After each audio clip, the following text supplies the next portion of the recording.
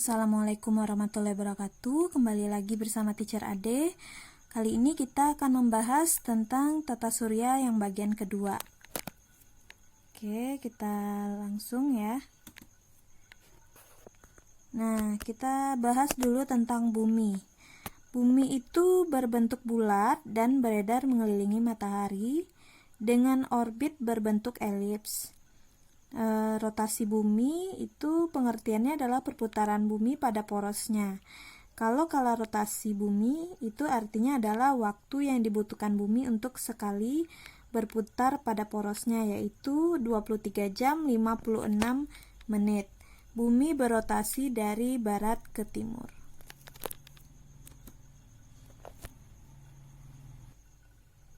Kita lanjutkan. Akibat dari rotasi bumi itu terjadinya pergantian siang dan malam, terjadinya perbedaan waktu, terjadinya gerak semu harian matahari, terjadinya penggembungan bumi dan penggembungan bumi pada daerah khatulistiwa dan pemampatan pada daerah kutub, kemudian pembelokan arah angin dan pembelokan arah arus laut. Kita lanjut. Kita lanjutkan ke revolusi bumi dan akibatnya. Revolusi bumi adalah perputaran bumi mengelilingi matahari. Kala revolusi bumi adalah waktu yang diperlukan bumi untuk satu kali mengelilingi matahari, yaitu 365 seperempat hari atau selama 1 tahun. Nah, akibat dari revolusi bumi itu terjadi gerak semu tahunan matahari, perbedaan lamanya siang dan malam, pergantian musim. Nah, kita bisa lihat di gambar di sampingnya. Di sini adalah gerak semu tahunan matahari ya. Jadi matahari itu seolah-olah bergerak ke atas dan ke bawah. Jadi dia tidak selalu setentang dengan khatulistiwa ini, tidak selalu berada di posisi tengah begitu, karena posisi bumi yang agak miring sedikit, 66,5 derajat ya posisi bumi, makanya ada bagian bumi yang terkena panas matahari yang lebih, yaitu di tanggal 21 Juni itu matahari berada di garis balik utara, ini ya, garis balik utara, sedangkan di tanggal 21 Maret, 23 September, serta 21 Maret itu itu terjadi matahari berada di posisi khatulistiwa, pas setentang di khatulistiwa, sedangkan di tanggal 22 Desember matahari berada di posisi garis balik selatan atau GBS singkatannya. Nah, untuk perbedaan lamanya siang dan malam itu di tanggal 23 September maupun di tanggal 21 Maret itu siang dan malamnya sama panjang. Kalau di tanggal 21 atau 22 Desember dan 21 Juni itu berbeda ya, tidak sama lamanya siang dan malam di belahan bumi utara dan belahan bumi selatan. Kalau di belahan bumi di tanggal 21 Juni itu yang lebih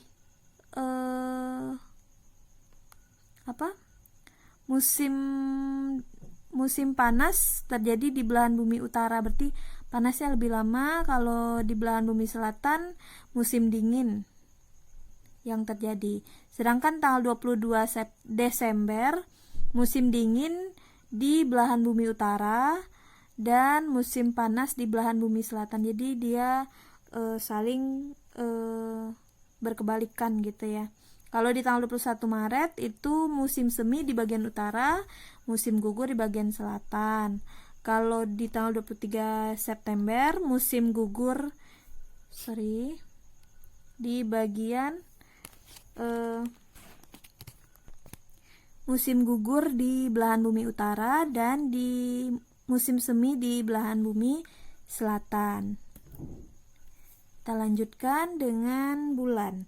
Bulan adalah benda langit yang terdekat dengan bumi, bentuknya mirip dengan planet, tapi dia tidak dapat memancarkan cahaya sendiri. Dia hanya memantulkan cahaya dari matahari. Terus permukaan bulan itu berupa dataran tandus dan kering. Banyak terdapat kawah, pegunungan, dan dataran tinggi. Bulan tidak memiliki atmosfer, sehingga perubahan suhu terjadi sangat drastis. Terus juga bunyi tidak dapat merambat. Nah, bunyi kan harus memiliki medium supaya dia bisa merambat, sedangkan di situ tidak ada mediumnya, udara tidak ada di situ, sehingga tidak dapat terjadi perambatan bunyi dan tidak terdapat siklus air. Terus juga bulan merupakan satelit alami bumi karena dia melakukan revolusi mengelilingi bumi. Nah, kita lihat bumi itu mengalami 3 gerakan.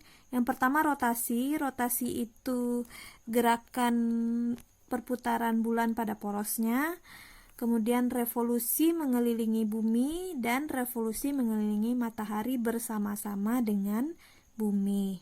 Rotasi dan revolusi bulan terhadap bumi itu kalanya sama ya, sama-sama 29,5 hari. Nah, untuk revolusinya bersama matahari itu tetap 1 tahun, cuman hitungan bulannya berbeda dengan hitungan bulan pada revolusi bumi, seperti itu. Kita lihat dampak pergerakan bulan tadi, yang 3 gerakan tadi. Ada pasang surut air laut, ada pembagian bulan, itu bulan sideris dan bulan sinodis, serta fase-fase bulan. Yang pertama kita lihat dulu pasang purnama. Nah, pasang surut air laut. Pasang surut air laut ini ada 2 jenisnya. Yang pertama pasang purnama atau spring tide, dan pasang perbani atau neap tide. Nah, pasang purnama ini terjadi ketika bumi, bulan, dan matahari itu berada di garis yang lurus, jadi di depan atau di belakang. Nah, seperti itu. Kalau pasang perbani itu terjadi ketika bumi, bulan, dan matahari membentuk sudut tegak lurus atau 90 derajat.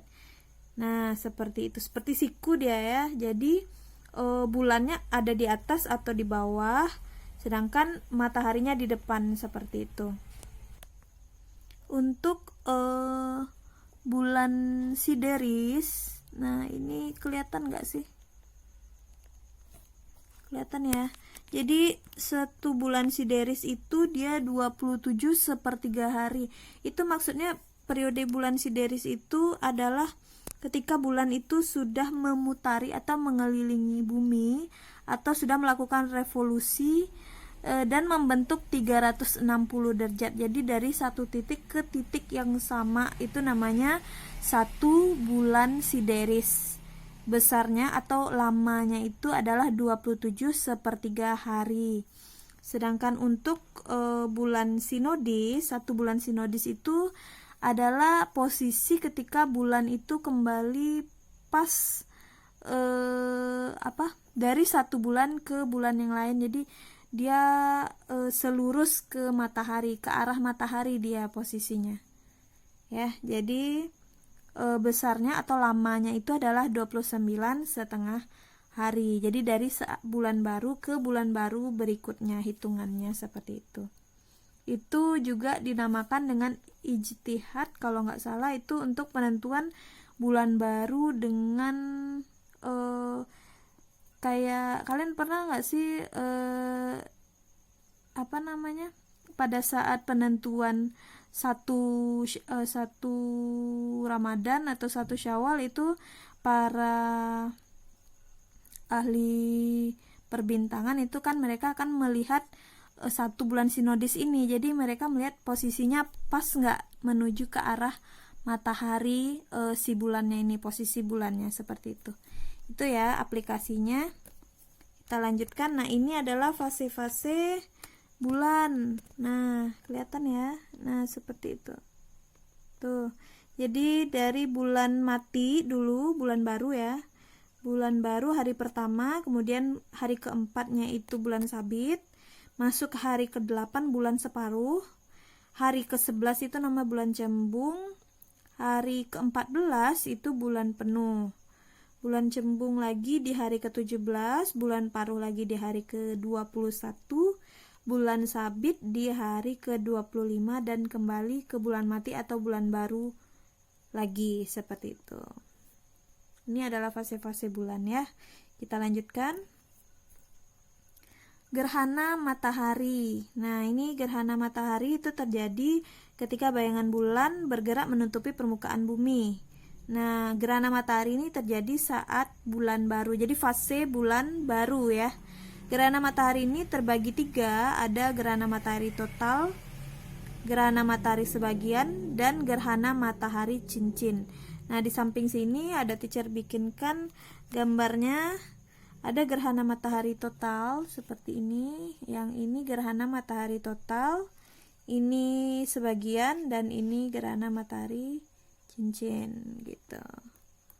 Jadi posisinya itu selurus ya. Selurus dia.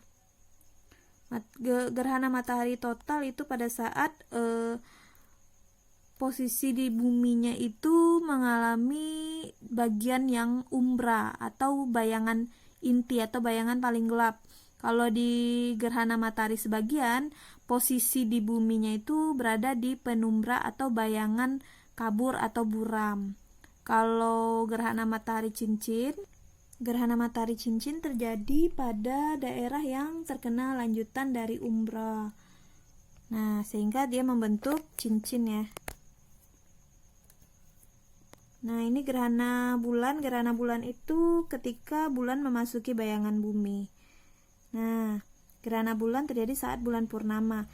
Gerhana bulan itu terbagi 2, gerhana bulan total atau gerhana umbra pada bayangan inti, gerhana bulan sebagian atau gerhana bulan penumbra atau bayangan kaburnya. Nah, seperti itu.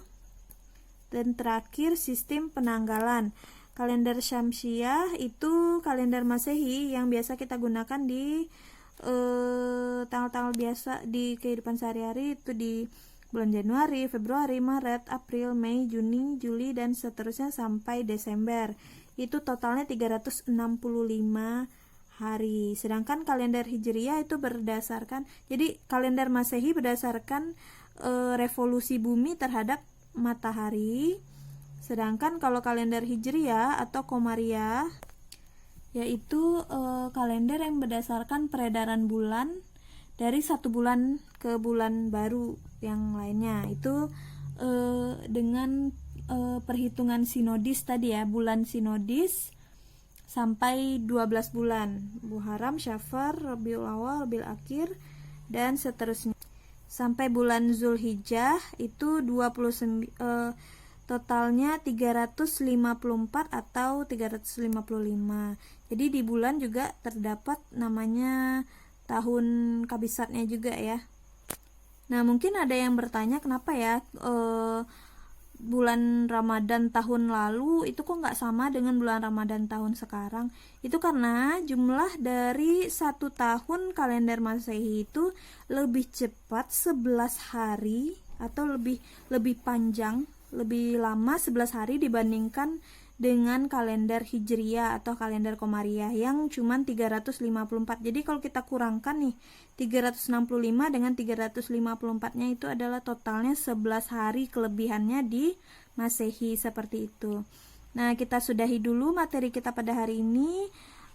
Banyak maaf, semoga ilmunya bermanfaat. Assalamualaikum warahmatullahi wabarakatuh.